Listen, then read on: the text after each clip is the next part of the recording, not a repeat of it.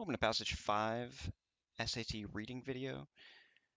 As usual here, let's begin with the blurb. Let's read it and see what we learned about the passage we're about to dive into.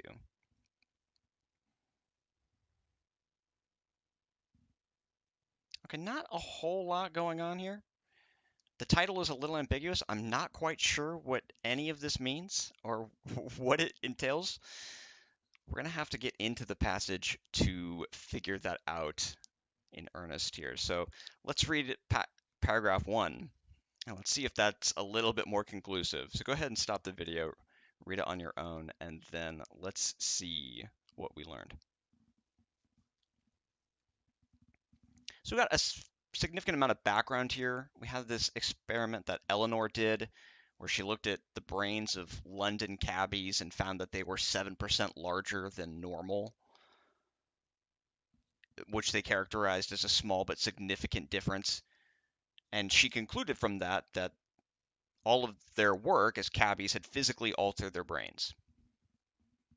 Cool, interesting. You'll see that we're not really sure where we're going to go next with it. So let's read the next paragraph and see what direction this passage goes in. So go ahead and pause the video, read it on your own. We'll discuss the main points.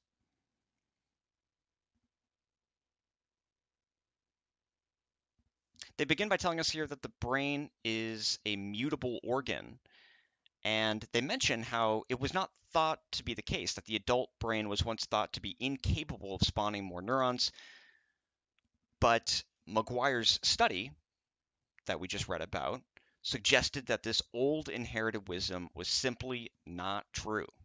Okay, so it's helping us understand the point of the previous paragraph. All of that was in the past, though. I'm still curious about where we're going with this next paragraph. We'll have to see how it ties in. So go ahead and read that on your own. And when you're done, unpause the video and let's see. Okay, so now we got a new experiment. We've got Maguire here, Eleanor, teaming up with mental athletes, and she's got some other sidekick scientists here to study a bunch of World Memory Championship competitors. And they wanted to find, this is something we always want to figure out what the goal of a specific experiment was. They wanted to find here if the people who competed, the memorizers' brains, if they were structurally different than the rest of ours, or if they were just making better use of the abilities we all possess. Great. Let's go see if we have an answer to that question in the next paragraph. Okay, typically with these sciencey passages, when you're reading about the mechanics and the details of the experiment, you ignore it. It's never a question, and it just serves to confuse us and bog us down in the details. We don't care. But something we do care a lot about are the results. So those seem to begin around here. And it says that the researchers noticed that not a single significant structural difference showed up. The brains of the mental athletes were indistinguishable, and they conclude by telling us that the memory champs weren't smarter and they didn't have special brains.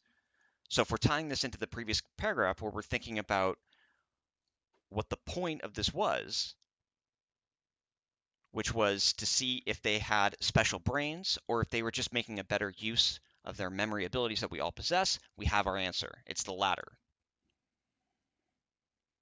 Sure to be a question. Let's go ahead and read the next paragraph and see where it wants to take the results of this experiment. Okay, we have a but here. So we're going to redirect the conversation. They say that there was one difference, and they found that the regions of the brains of the mental athletes were lighting up more under these MRI, there it is, I got there, scans, more so than the control subjects. They said they were working in overdrive. Okay, cool. So now we have why these mental athletes were able to do this. perhaps. Let's go look at the next paragraph and see how it continues. Yeah, it tells us how these memory champs were better able to make use of their existing brain structures. They said that when they were learning new information, they were engaging more regions of the brain. They explained to us why that wouldn't make sense initially. Why would they be using things like their mind's eye or conjuring images? And they tied this in here to the London cabbie experiment.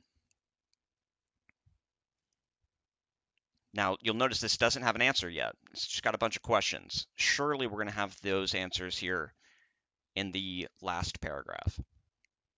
Let's go ahead and read that on your own. Pause the video, and when you're done, unpause it, and let's see what we got.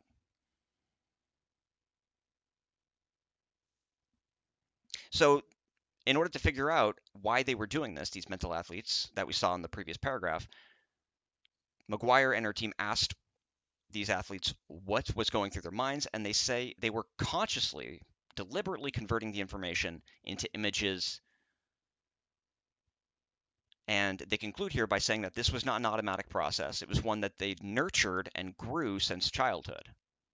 So it was the result then of training and practice.